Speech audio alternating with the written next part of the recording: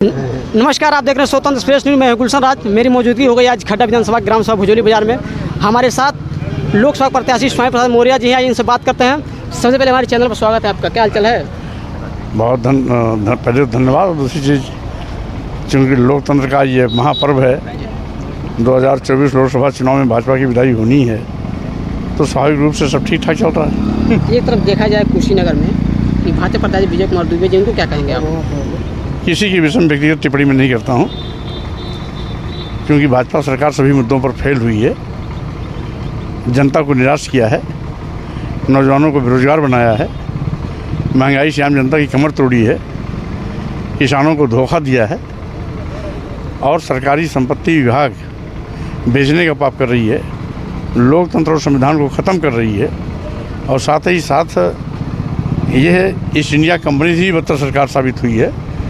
इसलिए केंद्र की सरकार से भाजपा की विदाई के लिए पूरे प्रदेश की जनता तैयार है और 2024 लोकसभा का चुनाव भाजपा की विदाई का चुनाव होगा। विपक्ष तो कर रहे हैं कुशवाहा समाज से वोट पाके आप कैसे विजय हासिल करेंगे आप? ये उन लोगों की संकीर्ण मानसिकता है। हमें सभी समाज को वोट मिल रहा है। अगर कोई कहते हैं कि विजय दुबे केवल ब्राह्मण का वोट मिल रहा है, तो कहाँ तक ये सही है? कोई एक जाति के बलबूते चुनाव जीतता है, कोई एक बलबूते चुनाव लड़ता है।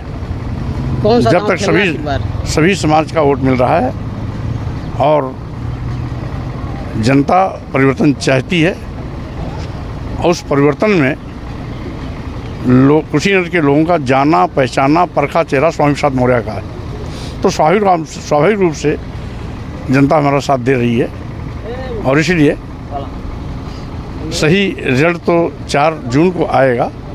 हम समझते हैं 4 जून तक सबको इंतज़ार करना चाहिए, जो होगा सबके सामने आ जाएगा। आप सत्ता में आएंगे तो क्या करेंगे युवाओं के लिए? देखिए, पहली बात तो मेरा पहले से भी ये इतिहास रहा है कि विकास किया है, विकास करेंगे, जन जन का सम्मान करेंगे। विकास हमारी सरकार थी, हमने विकास के नाम पर मन चाहा विकास, जो भी जैसा विकास चाहा किया कराया। कुशीनगर में परुणा में 3 बार विधायक था, मंत्री भी था। पूरे जनपद में गांव-गांव पक्की सड़कों का जाल, बिजली, इंडिया मार्ग का नल, स्कूल, पंचायत भवन, कहीं ITI, कहीं पॉलिटेक्निक, कहीं आश्रम पद्धति विद्यालय, आज की झड़ी लगा दी थी। तो आज स्वामी प्रसाद मौर्य की पहचान जाति से नहीं, नाम से नहीं, विकास से जानी जाती है। विपक्ष तो कह रहे हैं कि स्वामी प्रसाद मौर्य फाइल अगर चुनाव लड़े थे तो जनता उनको नकार दी थी। अब